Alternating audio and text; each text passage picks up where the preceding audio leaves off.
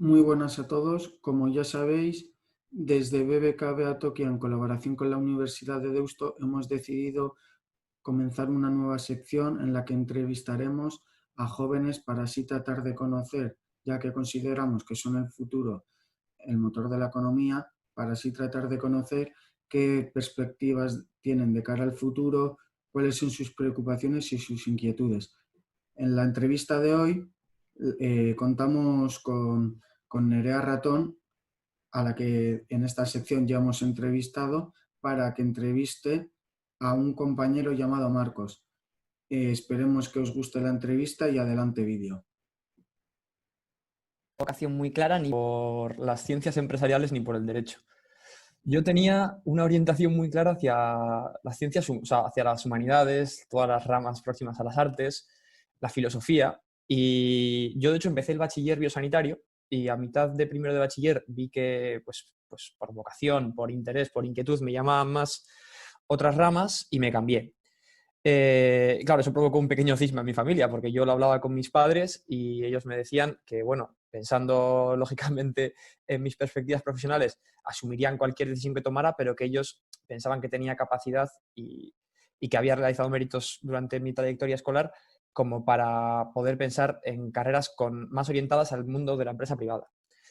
Eh, y yo, tras mucho pensarlo, dije, bueno, una carrera que se adecua bien a mi perfil, a mis inquietudes, puede ser además derecho. Y la empecé y la verdad que estoy muy satisfecho. Sobre todo las primeras asignaturas introductorias al derecho, que tienen un carácter pues, muy abstracto, muy político, me gustaron mucho y bueno, las disfruté verdaderamente. Y en cuanto al modelo educativo, pues yo tengo la suerte, o la desgracia, no lo sé muy bien, de ser un vago con memoria. Y creo que el sistema educativo me incentiva. En las asignaturas de ADE que son más técnicas, que tienen más de comprensión y reproducción de herramientas financieras complejas, lo suelo pasar peor, pero en las que son más reproducciones de conceptos simples o de simple memorización, pues creo que las saco bien y eso, pese a que a mí me beneficie, creo que es una gran carencia del sistema a corregir. Y luego encima creo que no es común a todos los sistemas educativos de nuestro entorno, porque yo, claro, este año la gente de nuestro entorno se ha ido de Erasmus y ves que tienen una educación más planteada en términos del aprendizaje menos mecánico y más, pues eso, más dinámico. Ujú, perfecto. Vale, y bueno, ¿cómo destacas, digamos, la experiencia tuya académica con todo lo del COVID, etcétera? ¿Cómo lo has vivido y cómo te planteas el curso que viene ahora? Bueno, para mí sería una pena el año que viene no poder ir a clase presencialmente, la verdad. O sea, primero porque es el último año y me daría pena no poder estar con todos mis compañeros. Y segundo porque yo, con la experiencia de este año, y pese a que reconozco el esfuerzo de los docentes, especialmente, de las instancias públicas también, pero especialmente de los docentes, que eran los que se levantaban cada día para dar clase, no es lo mismo. Y por más esfuerzo que haya de todos los involucrados, no es lo mismo. No se aprende igual, no se atiende igual, los exámenes no son igual de rigurosos ni igual de meticulosos y yo, bueno, aun reconociendo el esfuerzo, ya digo, espero que se pueda reconducir y que la transformación del sistema educativo que digo que es necesaria se haga con todas las herramientas disponibles y no desde casa. Ujú, vale, muy bien. Y después de terminar quinto, cuando termines la carrera, ¿qué expectativas de futuro tienes tú personalmente? Pues es complicado. Primero porque ahora mismo el entorno económico y laboral es bastante incierto. No sé ni siquiera a ciencia cierta hacia qué rama quiero desviarme. Y eso que soy muy de desviarme. Pero en general pienso que quizás una aproximación a una rama de derecho público sería lo que más se adecua a mi perfil y a partir de ahí pues ir descubriendo. Igual acabo ejerciendo como consultor financiero, no lo sé. Ujú. ¿Y hasta ahora has tenido alguna experiencia profesional o bueno, que tenga o no que ver con la carrera y que te haya así, que te gustaría destacar? A ver, vinculadas con la carrera, estuve prácticas extracurriculares en un despacho. Pero bueno, la verdad que es bastante próximo a lo que se ve en la carrera. O sea, luego hay matices, pero en general es bastante similar. Y luego destacaría, soy entrenador de un equipo de niños de 8 o 9 años de fútbol en el colegio francés y yo diría que es lo más enriquecedor profesionalmente que he hecho, porque es una forma de estudiar como el microcosmos de los niños. Ellos son una microsociedad, tienen su forma de organizarse, su forma de establecer vínculos, de destruirlos a una velocidad vertiginosa y casi aprendes tu propia evolución en base a la suya. Ellos establecen alianzas y las destruyen, pues eso, continuamente. Tienen sus jerarquías, tienen sus formas de organizarse y creo que me ha servido primero para crecer como persona y segundo para prepararme para el futuro previsiblemente, porque claro, trabajar con 13 niños continuamente peleando, gritando, pendientes de ti, pues te sitúa en una posición de responsabilidad aunque no lo desees. Destacas, por lo tanto, la importancia un poco de no quedarse únicamente en lo que uno estudia, ¿no? Por así decir, y también Sí. Yo creo que profesional. de cualquier experiencia, aunque no se ciña a tu campo profesional, sacas lecciones vitales que luego tienen una clara traslación a tu campo profesional. Ujú. Muy bien. Y bueno, háblanos ahora un poco de la publicación de tu artículo Breve historia y crítica de los órdenes duales contemporáneos hacia una reformulación de la dimensión axiológica del socialismo, que se ha publicado en la revista Filosófica Gran Place, que nos puedes contar un poco al respecto. Bueno, voy a intentar hacerlo breve, porque si ya el título es así de largo, Sí. me va a costar resumirlo. Pero, a ver, me encanta leer en general, novela y títulos de naturaleza más ensayística o divulgativa. Y leyendo, pues también hay un filósofo argentino que se llama José Pablo Feynman, que tiene un canal de YouTube. Y bueno, en base a diferentes fuentes, se empezó a delinear en mi cabeza la idea de un artículo que tuviera una fase expositiva, una fase descriptiva y luego una fase propositiva. Entonces, en la fase expositiva, lo que vengo es a analizar desde mi perspectiva la evolución de los dos órdenes socioeconómicos que han modelado la vida en Europa y en Occidente y en el mundo en general casi a lo largo de los últimos 300, 400 años. Entonces, analizo el surgimiento de la dimensión axiológica, que digo, la dimensión totalizada del liberalismo, que básicamente parte de la observación de la realidad. O sea, los filósofos liberales del siglo XVII y XVIII analizan cuáles son las carencias de su sociedad, a partir de ahí hacen un razonamiento deductivo, o sea, no, inductivo, perdón, a partir de las carencias extraen un modelo y a partir de las carencias del modelo liberal hay unos filósofos posliberales socialistas, primero socialistas utópicos, luego socialistas científicos, que acaban observando nuevas carencias, desarrollando un nuevo modelo y acaban totalizando en una nueva moral. Entonces nos encontramos con una moral liberal que prevalece, una moral socialista incipiente, pero luego a la vez con dos modelos económicos contrapuestos. Y en ese contexto, después de la Primera Guerra Mundial, hay bloques de países que se adscriben a cada uno de los modelos. Los países que adoptan el modelo económico socialista asumen a su vez su moral, sus principios filosóficos, y los liberales hacen lo propio. ¿Qué pasa? Que llegado el finales del siglo XX, la caída del muro de Berlín, lo que colapsó fue la dimensión económica del socialismo, la dimensión totalizada del socialismo, perdón, la económica. Es verdad que no alcanzaba los niveles de desarrollo de Occidente, pero era razonablemente asequible. O sea, había acceso a bienes de consumo, acceso a metros de vivienda por habitante superiores a Occidente, pero cuando Occidente se lanzó a la producción desbocada, como el modelo de totalización socialista asumía que su modelo productivo era inmejorable, era el fin de la historia, lo que luego Fukuyama llamó el fin de la historia, en realidad lo representaba el sistema al que él impugnaba, que era el socialismo. No pudo reformarse.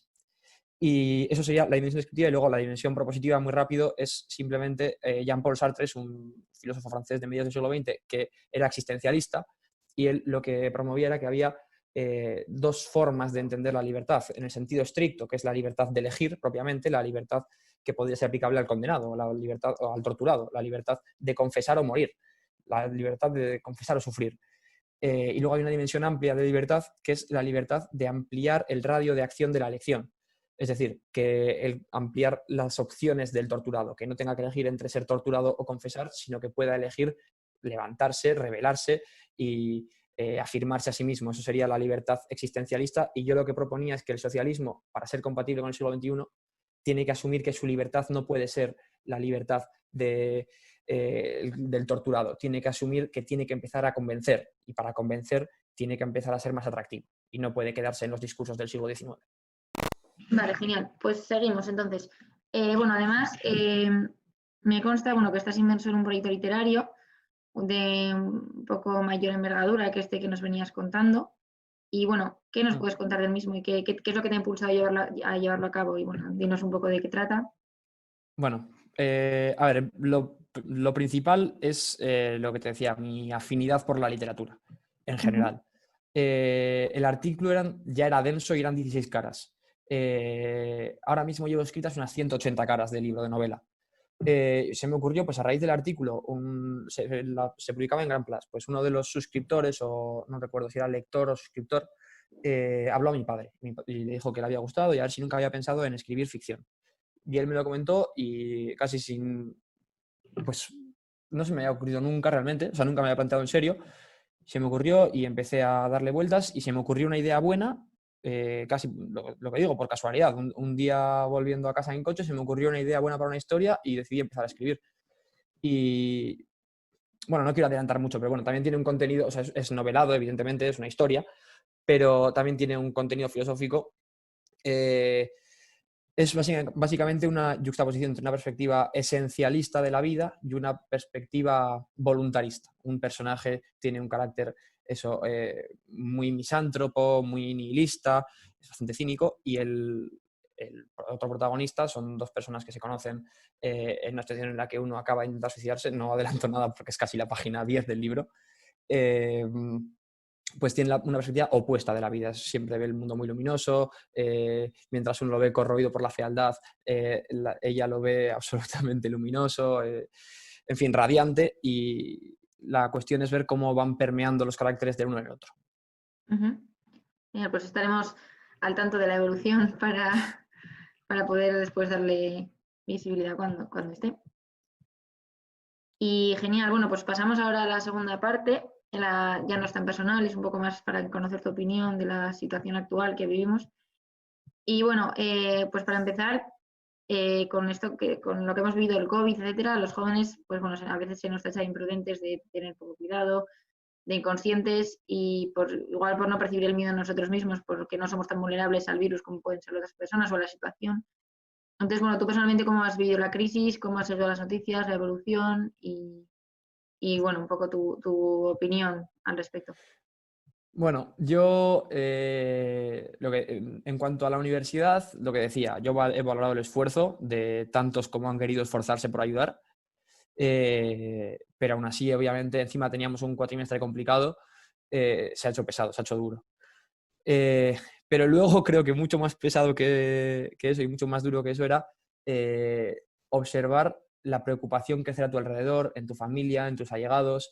Yo tuve la mala suerte, bueno, creo como a casi todo el mundo por desgracia le ha sucedido, de tener a alguien muy cercano, muy afectado. No llegó a fallecer, pero en fin, lo pasó verdaderamente mal. Y claro, ver a todas las personas que sentían verdadera preocupación ante esa circunstancia no era nada agradable. Y luego encima se daba la circunstancia de que no cabía la posibilidad de evadirse de aquella realidad, porque está continuamente en los medios de comunicación, continuamente en las conversaciones con amigos y con familia. Luego encima no tenías ningún momento de descanso, de receso, porque no podías estar con los amigos, yo no podía estar con mi novia, no podía salir de casa, no podía hacer deporte, también me consumía mucho. En fin, ha sido, creo que no digo nada nuevo, como para casi todo el mundo verdaderamente duro, y estoy tratando de disfrutar con toda la moderación que puedo de la libertad que nos toca disfrutar ahora. Y desde un punto de vista económico, laboral, ¿cómo crees que se va a desarrollar el medio plazo y si te ocurre alguna medida gracias a la cual se pudiera lograr minimizar el impacto negativo de la situación, más allá de las ya adoptadas? Durante el confinamiento, bueno, claro, he tenido tiempo para leer bastante y leí un libro de Bregman, de Rutger Bregman, que es un politólogo, no estoy seguro de la profesión, pero creo que es politólogo holandés. Se llama Utopía para realistas. Proponía una serie de medidas, claro, el libro es de hace unos años, y eran medidas que se planteaban bastante como utópicas. Una de ellas era la renta mínima de garantía de ingreso, una medida ya aprobada. Y claro, lo que se me planteaba según iba leyéndolo es que asumido todo lo duro y todo lo precario que va a generar esta crisis a nivel socioeconómico, hay que asumirla como una posibilidad de reformar, reestructurar todo el modelo productivo y de pulir sus carencias. Yo lo basaría en torno a 3 pilares fundamentales. La primera, la renta mínima de garantía de ingreso, ya aprobada, pero lo encuadraría dentro de una línea general de acción social profunda. O sea, creo que el Estado, en su vertiente de gasto público, tiene que asumir las necesidades básicas como obligaciones. Ujú. La segunda, la apertura a la inmigración. La inmigración es una fuente de riqueza cultural, intelectual y económica. El libro también lo desglosa con datos que yo ahora no me acuerdo de todos, no puedo reproducir todos, pero en fin, desde una perspectiva incluso utilitarista, la inmigración es rentable, por más prejuicios que mucha gente albergue en su contra. Y la tercera es la acción pública del Estado empresarial. O sea, venimos de una tendencia económica muy de corte ordoliberal, en Europa y en España, muy próxima a los postulados alemanes de finales del siglo XX, que pues, promueven que el Estado tiene que delinear las fronteras del libre mercado y luego a partir de ahí permitir la interacción de los agentes libres. Yo, lógicamente, defiendo la libertad de empresa, defiendo la propiedad privada, pero creo que la clave para garantizar derechos sociales y para construir un Estado fuerte y un sistema socioeconómico fuerte en previsión de futuras veleidades que puedan acontecer es que en todo sector económico básico, que constituye una necesidad social, el Estado intervenga no solo para determinar el radio de acción de los agentes, sino que intervenga como un agente propio, o sea, que pueda establecer precios para los productos públicos, en la electricidad, por ejemplo, que haya una eléctrica pública, en el sector financiero, que haya una banca pública. Lógicamente soy consciente de que esto supone un gasto ingente, pero a largo plazo creo que es la dirección hacia la que haya que tender. ¿Y con qué límite en ese caso? Pues los primeros límites son los límites del ingreso del Estado, quiero decir, porque claro, eso es el principal óbice por el que yo ni el político más liberal creo que esté en contra de que la gente tenga que comer. Ujú. Creo que lo que sucede es que hay que establecer prioridades en orden al ingreso y el gasto, y en ese sentido creo que hay que generar consensos amplios en torno a la necesidad de aumentar el ingreso del Estado. España tiene, ahora no voy a acordar exactamente, pero un 30 y algo % de presión fiscal. Francia tiene un 50%. Ahí tenemos un 15% todavía de brecha que recorrer.